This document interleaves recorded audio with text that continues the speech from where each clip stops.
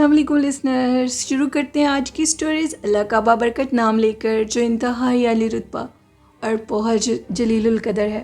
I hope آپ سب لوگ بالکل ٹھیک ہوں گے، اور اسی کے ساتھ آج کی سٹوریز کو شروع کرتے ہیں۔ یہ خوفناک کہانی میرے ساتھ انڈیا سے شیئر کی ہے میرے ایک لسنر، جو کہ ریگولر میری سٹوری سنتے ہیں، اور ان کا نیم ارجن ہے۔ ارجن کہتے ہیں کہ میں اپنے چچا کے گھر کی خوفناک کہانی آپ کے ساتھ شیئر کروں گا۔ میرے چچا کا گھر شہر سے بہت دور تھا۔ ادھر قریب بالکل ان کے گھر کے ایک قبرستان تھا، جو کہ کافی قدیم اور پرانا تھا۔ وہ مسلمانوں کا قبرستان نہیں تھا۔ شاید آپ میں سے کچھ لوگوں کو اس چیز کا علم ہو اور کچھ کو نہ پتہ ہو کہ اکثر ہم لوگوں کے جو فوت ہونے والے لوگ ہوتے ہیں، وہ مرنے سے پہلے یہ وصیت کر دیتے ہیں کہ ان کو دفنایا جائے، کچھ کہہ دیتے ہیں کہ ان کو جلایا جائے۔ تو اسی طرح ادھر وہ شمشان گھاٹ بھی ہے اور ادھر قبریں بھی ہیں ہندوؤں کی، اور وہی کافی قدیم پرانا قبرستان ہے۔ ادھر ہی قریب میں چچا کا گھر تھا، بالکل قریب۔ اگر ان کی چھت پر جایا جائے تو قبرستان بالکل اسی طرح نظر آتا ہے جیسے ہم جھانک کر باہر گلی میں دیکھتے ہیں۔ آج سے 20-25 سال پہلے میرے چچا کی ایک بیٹی، جس کی اب ڈیتھ ہو چکی ہے، جو کہ اسی قبرستان میں اس کو بھی دفنایا گیا۔ ایک دفعہ ہم سارے کزن اکٹھے ہوئے تھے، اور ہم سارے آپس میں باتیں کر کے شرط لگا رہے تھے کہ رات کے پہر جو بھی چھت پہ جائے گا ہم اس کو انعام دیں گے۔ میرے چچا کی بیٹی، جو کہ کافی ڈیرنگ اور بہادر تھی، کہتے ہیں کہ اس نے یہ بات سنی اور کہا کہ میں چھت پر جاؤں گی، اس کے بدلے تم لوگ مجھے کیا دو گے؟ ہم نے اسے کہا کہ تم جو مانگو گی وہ تمہیں ملے گا۔ میرے چچا کی بیٹی رات کے 2 بجے چھت پر چلی گئی۔ جیسے ہی وہ چھت پر گئی تو اوپر سے ایک زوردار چیخ کی آواز آئی۔ پہلے تو ہم نے پرینک سمجھا اور یہ کہا کہ شاید یہ ہمیں ڈرا رہی ہو، لیکن جب کافی دیر گزر گئی وہ نیچے نہ آئی تو ہم لوگ اوپر گئے تو وہ نیچے گری ہوئی تھی اور بے ہوش تھی۔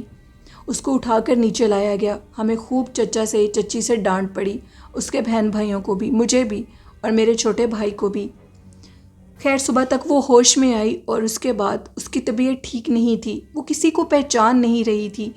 ڈاکٹر کے پاس لے جایا گیا، انجیکشن لگے، انہوں نے کہا بہت زیادہ ڈر کی وجہ سے اس کی یہ حالت ہوئی ہے۔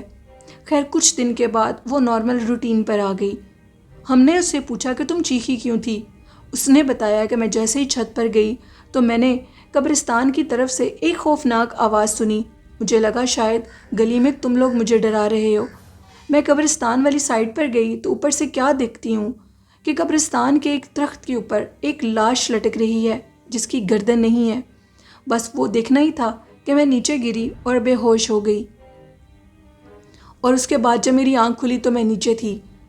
اسی کشمکش میں جو میری چچا کی بیٹی تھی، کچھ عرصے کے بعد اس پر دورے پڑنے لگے، یعنی اس کو سر کٹا کوئی مخلوق نظر آنے لگی۔ وہ ہمیشہ یہی کہتی تھی کہ وہ سر کٹا میری جان لے لے گا۔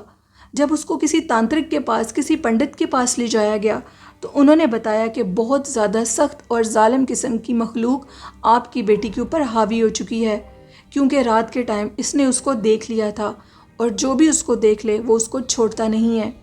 اب آپ کی بیٹی کی جان بچنا مشکل ہے۔ تقریباً 1 سال کے علاج کے بعد چچا کی بیٹی 20 سال پہلے وہ مر چکی تھی، اور اس کو اسی قبرستان میں دفنایا گیا تھا۔ میرے کزن یہ کہتے تھے کہ ہمیں اکثر یہ لگتا تھا کہ ہم جب بھی چھت پر جاتے تھے گرمیوں کے موسم میں سونے کے لیے، تو ہمیں لگتا ہے کہ ہماری بہن ہمارے ارد گرد ہے بالکل۔ ایک دفعہ تو وہ سو رہا تھا اور وہ یہ کہتا میرا کزن کہ میری آنکھ کھلی تو میری بہن میرے پاؤں کو ہلا رہی تھی اور یہ کہہ رہی تھی کہ اٹھو میرے ساتھ چلو۔ خوف سے میں کانپنے لگا اور میری چیخیں نکل گئیں۔ پتا جی بھی جاگ گئے اور انہوں نے کہا کہ کیا ہو گیا تمہیں؟ میں نے کہا مجھے سامنے ارپیتا کھڑی ہوئی نظر آتی ہے۔ البتہ وہ ادھر نہیں تھی، وہ سب میرا خیال تھا۔ لیکن کچھ دن کے بعد وہ کہتے ہیں کہ جو میرے چچا تھے ان کو بھی ان کی بیٹی نظر آنے لگی۔ میرا بھائی کزن، یعنی میرا اس کو بھائی کہتا ہوں، میرا کزن جو کہ بہت زیادہ ڈر چکا تھا، اور وہ یہ کہتا تھا کہ ہمیں اس گھر کو چھوڑ دینا چاہیے اور شہر کی طرف موو ہو جانا چاہیے۔ چچا نے کچھ عرصے کے بعد اس گھر کو چھوڑ دیا، اس گھر کو بند کر دیا۔ بند کرنے کے بعد اس گھر کے اوپر یہ لگا دیا کہ کسی کو بھی گھر کرائے کے لیے چاہیے تو گھر خالی ہے۔ کچھ عرصے کے بعد ایک فیملی چچا کے اسی گھر میں شفٹ ہوئی۔ اب وہ فیملی کیا کرتی تھی یہ تو کوئی نہیں جانتا تھا، لیکن اچھے کرایہ دار ہونے کی حیثیت سے اچھی قیمت پر انہوں نے گھر رینٹ پر لے لیا، تو ہم نے ان کو گھر رینٹ پر دے دیا۔ البتہ کبھی کبھار میں اور میرے چچا ہم گھر کا جا کر جائزہ لیا کرتے تھے، کیونکہ کافی پرسرار لوگ تھے۔ جب بھی ان کے گھر رینٹ لینے کے لیے جایا کرتے تھے، میں چچا کے ساتھ ہی ہوتا تھا، تو وہ لوگ دروازہ نہیں کھولتے تھے اور رینٹ نیچے دروازے سے باہر نکالتے تھے، جو دروازے کے نیچے تھوڑی سی جگہ بنی ہوتی ہے خالی ادھر سے۔ تو چچا کہتے تھے کہ جب انہوں نے گھر لینا تھا تب تو یہ ان کے جو 1 سے 2 لڑکے تھے جو کہ سامنے آئے تھے، اس کے بعد کوئی بھی سامنے نہیں آتا، اور انہوں نے پہلے دن کہہ دیا تھا کہ ہر پہلی کو ہم آپ کو رینٹ دے دیا کریں گے۔ ہم لوگ رینٹ لے کر آ جایا کرتے تھے۔ ایک دفعہ ہم پہلی کو رینٹ لینے نہیں گئے تھے، ہمیں 2-3 دن گزر گئے تھے، ہم لوگ گئے تو رینٹ ادھر ہی باہر پڑا ہوا تھا، اور سب سے بڑی بات یہ کہ رینٹ کسی نے اٹھایا بھی نہیں تھا۔ کچھ عرصے کے بعد یہ پتہ لگا کہ جن کو گھر ہم نے رینٹ پر دیا ہے وہ لوگ کالے جادو کا کام کرتے ہیں، یعنی وہ عملیات کا کام کرتے ہیں۔ اسی وجہ سے انہوں نے قبرستان کے قریب گھر لیا اور وہ ادھر اپنے عملیات کرتے ہیں۔ قریبی لوگ جو کہ ادھر رہائش پذیر تھے، ان کے مطابق ان کا ایک لڑکا روز رات کو قبرستان کی طرف جاتا ہے۔ ان میں سے کچھ لوگوں نے اس کا پیچھا کیا تو پتہ لگا کہ وہ لڑکا قبر کے اوپر ایک گول نشان بنا کر اس کے درمیان حصار کر کے بیٹھ جاتا ہے۔ انہوں نے کافی قریب سے دیکھا، اس کے پاس کچھ لیمن یعنی جو لیمو ہوتے ہیں وہ بھی تھے، اور ان کے اوپر وہ کچھ پڑتا تھا۔ اس کے بعد اندیکھی مخلوق سے وہ باتیں شروع کر دیتا تھا، اور پھر اس کے بعد انہوں نے کہا کہ ان کا جو گھر تھا اس کے قریب گزرتے بھی تھے تو ایسے لگتا تھا کہ جیسے منہ کے اوپر کوئی تھپڑ مارتا ہے، کوئی برے طریقے سے پیش آتا ہے۔ انہوں نے پھر یعنی میرے چچا کو ساری خبر دی کہ ان لوگوں سے گھر خالی کرواؤ۔ جب چچا ان کے گھر گئے، ان سے مطالبہ کیا کہ آپ لوگ ہمارے گھر کو چھوڑ دیں، تو انہوں نے کہا کہ اگر آپ لوگ ہمیں گھر چھوڑنے کا کہیں گے تو میں تمہارے چچا کی فیملی کو ختم کر دوں گا، ہم سے بچ کے رہنا، اب ہم اس گھر کو کبھی نہیں چھوڑ سکتے۔ کچھ عرصے کے بعد ادھر جوگ در جوگ لوگوں کا تانتا بندھا ہوتا تھا، لوگ ان سے عملیات کرواتے تھے، کالا جادو کرواتے تھے۔ محلے کا ایک شخص پتہ کرنے کے لیے جب کسی بہانے سے ان کے گھر گیا تو انہوں نے کہا، جو بھی اس نے ان کو جھوٹ کہہ کر کام کہا، تو انہوں نے کہا ایک بلی لے آؤ اور اس بلی کے اوپر ہم تمہیں ایک عمل کر کے دیں گے، اور اس بلی کو کسی قبر کے اوپر باندھ آنا، صبح تک بلی خود ہی مر جائے گی اور جو کام تم چاہتے ہو وہ ہو جائے گا۔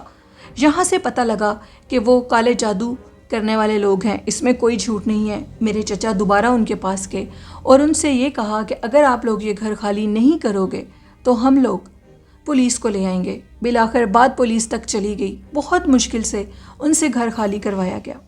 میرے چچا کو کسی نے یہ مشورہ دیا کہ اب آپ اس گھر کو گرا دیں، اگر اس گھر کو گرایا نہیں جائے گا، پہلے بھی یہ گھر آپ کی بیٹی کی وجہ سے اسیب زدہ ہو چکا تھا، اور پھر کالے جادو کے جو لوگ ادھر آئے تھے انہوں نے بھی اس گھر کو اسیب زدہ کر دیا ہے، آپ اس گھر کو گرا دیں۔ میں اور میرے چچا ہم لوگ ایک کرین لے کر گئے اور اس گھر کو گرانے کی نیت سے لے کر گئے۔ جیسے ہم وہ کرین لے کر ادھر پہنچے تو وہ جب بھی اس کے گھر کو گرانے کے لیے قریب جاتی تھی تو وہ لوگ کہتے تھے کہ ہمیں ایک شخص نظر آتا ہے جو کہ کالے لباس میں ہوتا ہے اور اس کے ہاتھ میں ایک سٹک ہوتی ہے جس سے وہ ہمیں مارنے لگ جاتا ہے۔ وہ کرین چلانے والا لڑکا بھی ادھر سے بھاگ گیا۔ کچھ عرصے کے بعد پتہ لگا کہ قریب ہی گاؤں میں 4 لوگ ہیں جو کہ گھر گرانے میں ماہر ہیں اور ان کو کسی کرین کی ضرورت نہیں ہے۔ ان 4 لوگوں کو ادھر لے جایا گیا۔ جیسے ہی وہ گھر کی دیوار کو ٹچ کرتے تھے تو کوئی ڈنڈے سے ان کی پٹائی کرنے لگ جاتا تھا۔ ایک کالے رنگ کا خوفناک عکس ان کے سامنے آ جاتا تھا جو کہ ان کو مارنے لگتا تھا۔ انہوں نے کہا کہ یہ گھر ہمارے بس سے باہر ہے، ہم اس کو گرا نہیں سکتے۔ دوبارہ ایک تانترک کو لایا گیا، انہوں نے اس سارے گھر کا جائزہ لیا تو پتہ لگا کہ اس گھر کے اوپر ایک برے آتما کا اسیب حاضر ہو چکا ہے جو کہ اس گھر میں ہی رہتا ہے اور اب اس گھر کو چھوڑ کر نہیں جانے والا۔ یہ وہی اسیب ہے جس نے تمہاری بیٹی کی جان لی تھی اور آج کے دن تک وہ اسی گھر میں رہتا ہے۔ میرے چاچا کا وہ گھر آج بھی خالی پڑا ہے۔ یہ حقیقت ہے کہ وہ گھر ایک کھنڈر کی شکل اختیار کر چکا ہے، اس کے دروازے، اس کے ونڈو ٹوٹ چکی ہیں، لیکن وہ گھر آج بھی خالی ہے۔ چچا کی وہ پراپرٹی آج بھی کسی کام کی نہیں ہے۔ لوگ اس کے ارد گرد بھی نہیں گزرتے۔ اس گھر میں لوگ کوڑا کرکٹ پھینکنے کے لیے جاتے تھے تو ڈنڈے سے کوئی ان کی پٹائی کرنے لگ جاتا تھا، نہ دکھنے والا وجود کچھ لوگوں کے مطابق ادھر ایک بلند قد کے شخص کو دیکھا جاتا ہے جو کہ انتہائی خوفناک اور ہیبت ناک ہے، جو کہ ساری رات گھر کا چکر کاٹتا ہے کہ کہیں کوئی اس گھر کی چار دیواری میں داخل نہ ہو سکے۔ اگر کوئی داخل ہونے کی کوشش کرتا ہے تو اس کو بہت زیادہ نقصان دیتا ہے، یعنی اس کو مارنے لگ جاتا ہے۔ میرے چچا اس قدر خوف زدہ ہیں کہ وہ اب اس قبرستان میں اپنی بیٹی کی قبر پر بھی نہیں جاتے، اس لیے کہ وہ خوفناک اسیب کہیں ان کے دوسرے بچوں تک نہ پہنچ جائے۔ گو کہ وہ پراپرٹی اب کسی کام کی نہیں رہی، لیکن میرے چاچا یہ کہتے ہیں کہ ان کو جو ان کے باقی بچے ہیں کہ وہ بچ گئے ہیں اور وہ ٹھیک ہیں، اور پراپرٹی تو دوبارہ بھی بن سکتی ہے لیکن زندگی دوبارہ نہیں آ سکتی۔ میرے چاچا بہت بڑے دل کے ہیں۔ یہ کہانی تھی ارجن کی جو کہ انہوں نے شیئر کی۔ انہوں نے کہا کہ یہ قبرستان کے ساتھ کبھی بھی گھر مت خریدے کوئی بھی، چاہے وہ گھر جتنا بھی اچھا ہو، جو بھی ہو۔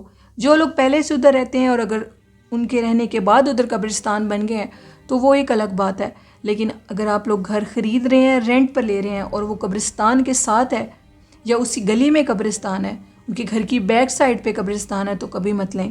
کچھ لوگوں کے مطابق اس پرانے قدیم قبرستان کے اندر وہ بہت سے اسیب کو دیکھ چکے ہیں۔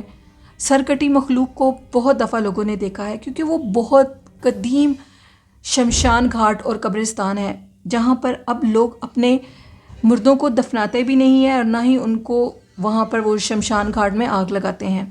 یہ ایک سٹوری تھی ارجن کی جو کہ انہوں نے انڈیا سے شیئر کی۔ بہت شکریہ ارجن۔ بڑھتے ہیں آج کی شارٹ خوفناک سٹوری کی طرف جو کہ خرم نے لاہور سے شیئر کی ہے۔ خرم کہتے ہیں کہ کافی عرصے کے بعد آپ کے ساتھ سٹوری شیئر کر رہا ہوں کیونکہ میں آؤٹ آف کنٹری تھا اور بیزی تھا کافی۔ میں بہت شوق سے خوفناک کہانیاں سنتا ہوں اور آپ کو پہلے بھی بتا چکا ہوں کہ میرے اوپر بہت سا کالا جادو لوگوں نے کروایا اور میں ان چیزوں کے اوپر بہت زیادہ بلیو کرتا ہوں۔ ایک خوفناک واقعہ میری زندگی میں پیش آیا، وہ یہ تھا کہ میں جب بھی رات کو سوتا تھا تو مجھے یہ لگتا تھا کہ میرے پیروں کی طرف کوئی مخلوق بیٹھی ہوئی ہے۔ میں دیکھتا تھا تو مجھے ایک لڑکی کا عکس دکھائی دیتا تھا۔ پچھلے 1 سال پہلے میں ترکی میں گیا تھا اور جس فلیٹ میں رکا تھا وہ فلیٹ اسیب زدہ تھا۔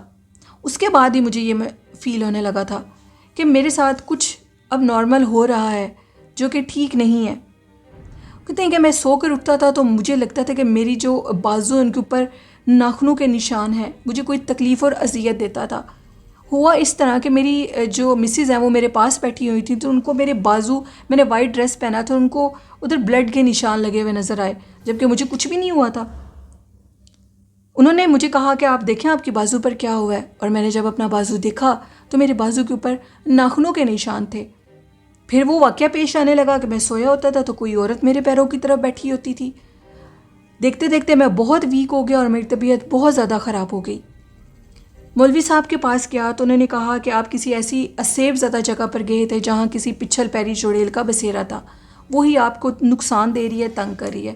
پانی کے چھینٹے آنے لگے، طبیعت خراب ہونے لگی، طبیعت ٹھیک نہیں رہتی تھی۔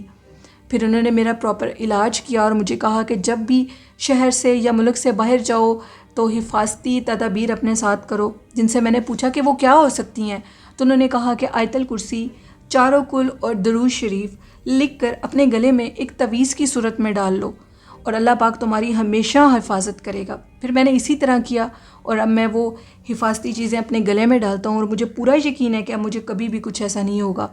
الحمدللہ میں بالکل ٹھیک ہوں، مجھے ڈر بھی نہیں لگتا۔ یہ ایک شارٹ سی سٹوری تھی خرم کی جو کہ لاہور سے شیئر کی انہوں نے۔ بہت شکریہ خرم۔ اور یہ تھی آج کی خوفناک کہانی ہے۔ آپ لوگوں کو کیسی لگی ہیں اپنا فیڈ بیک مجھے ضرور دیا کریں اور میرے اس چینل کو بھی سپورٹ کریں، چینل کو سبسکرائب کریں اور ہارر ناول آفیشیل کو بھی سبسکرائب کریں اور سپورٹ کریں۔ والدین جیسی خوبصورت نعمت کی قدر کریں، محبت کریں ان سے۔ درود شریف کو اپنی زندگی کا ایک اہم حصہ بنا لیں، کامیابیاں آپ کے قدم ضرور چومیں گی۔ قرآن پاک پڑھیں، 5 وقت کی نماز پڑھیں تو اللہ پاک ضرور کرم کرے گا۔ اسی کے ساتھ اپنی ہوسٹ نیلم یاسین کو اجازت دیجیے، دعاؤں میں یاد رکھیے گا۔ اللہ حافظ، اللہ نگہبان۔